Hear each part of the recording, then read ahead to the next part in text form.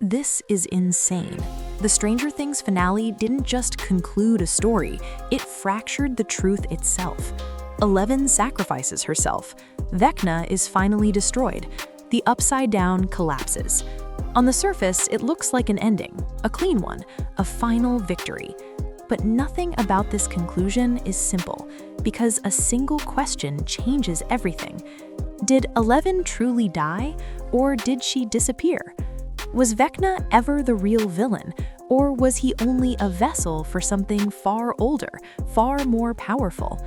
Did the Mind Flayer control him, or did Henry Creel choose the darkness willingly? And why does one small, almost ignored detail completely rewrite who was in control the entire time?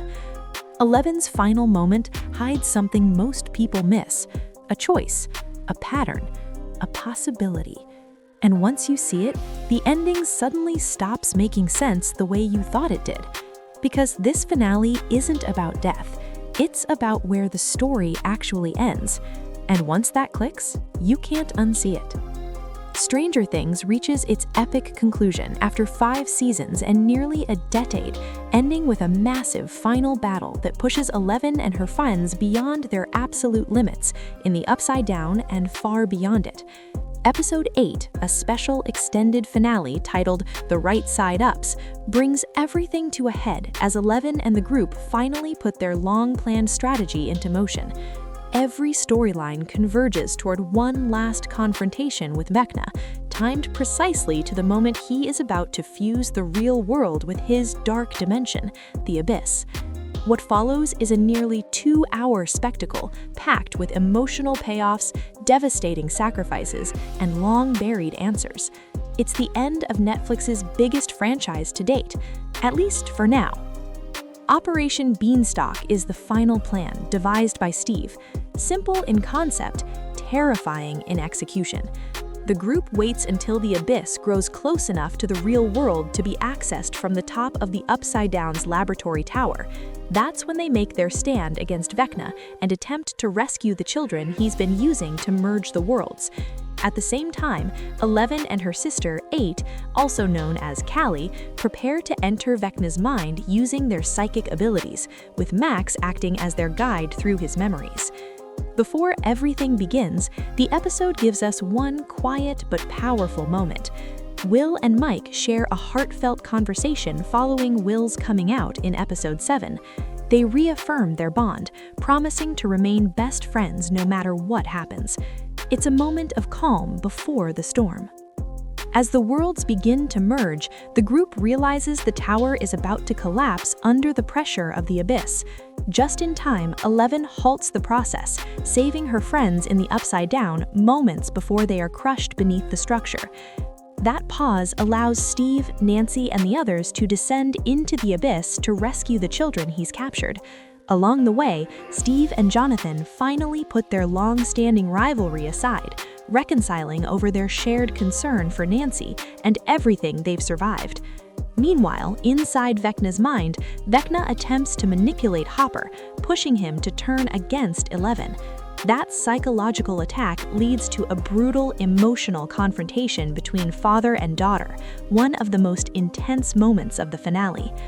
As if things weren't chaotic enough, the US military arrives in the Upside Down, complicating everything. At the same time, Will senses Vecna's presence. Confronting his long-standing fear of the caves, he urges the others to keep moving toward Vecna's lair while he stays behind, using his connection to Vecna in a desperate attempt to slow him down. Hopper manages to move Eleven to safety, but is captured when he goes back for Callie. What follows is pure chaos. Murray detonates C4 on a military helicopter, creating just enough distraction for Eleven to break free and kill the soldiers holding Hopper and Callie captive. But the victory comes at a devastating cost. The distraction isn't enough to save Callie. She is fatally shot during the escape. Her death marks one of the most painful sacrifices of the series. Inside Vecna's mind, Eleven, Max, and Callie's journey through his memories begins in 1959, the year Henry Creel first discovered his powers. It's the same time period explored in the Broadway production Stranger Things: The First Shadow. They move through memories connected to Joyce's school play before finding the exact moment they need, the path that leads to Vecna's childhood home where the children are being held. Reaching that point allows 11 to challenge Vecna directly, buying Max enough time to guide the children toward safety through the caves.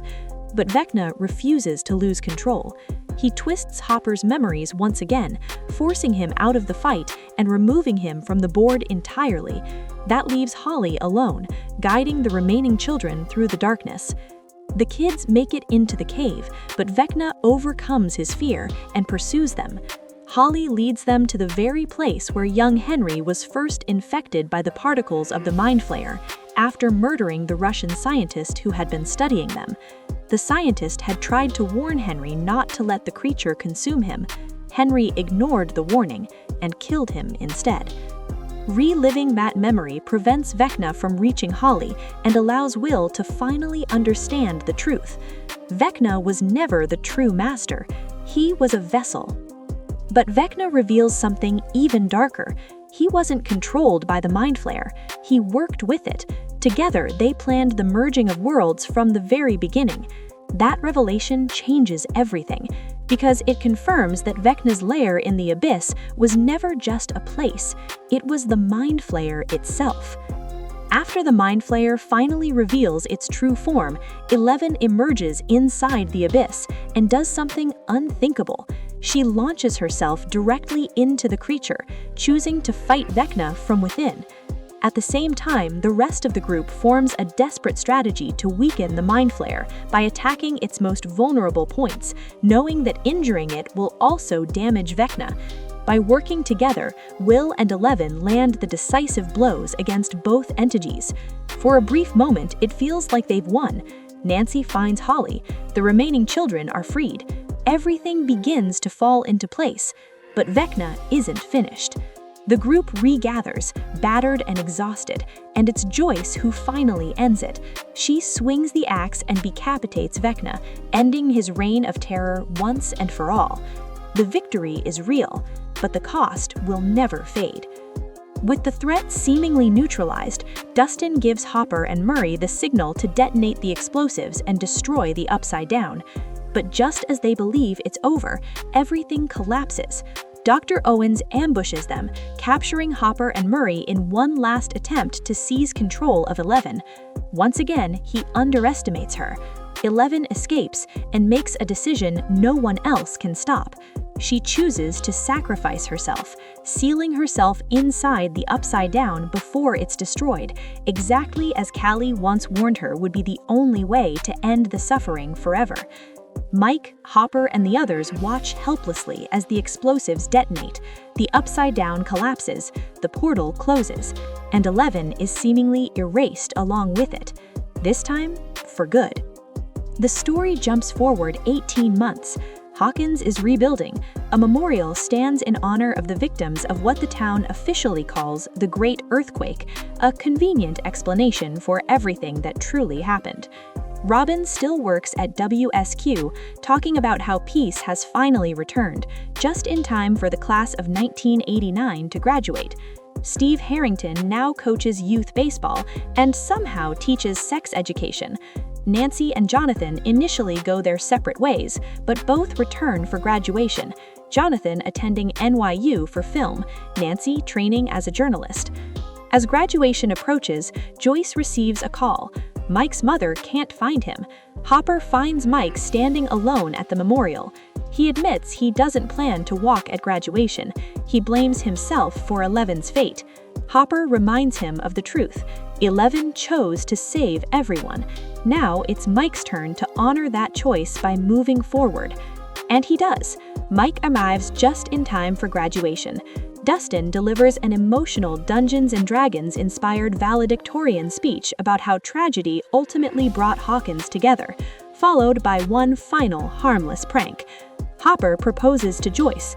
She says yes. Later, the kids return to the basement one last time to play D&D. This time, Mike writes happy endings. That's when he shares a theory. What if 11 didn't die? What if she and Callie faked her sacrifice? What if she escaped to a quiet, remote town where no one could ever find her? There's no proof, but they choose to believe it. And with that, they go their separate ways. The cycle continues, and for the first time in a long while, everything feels right again.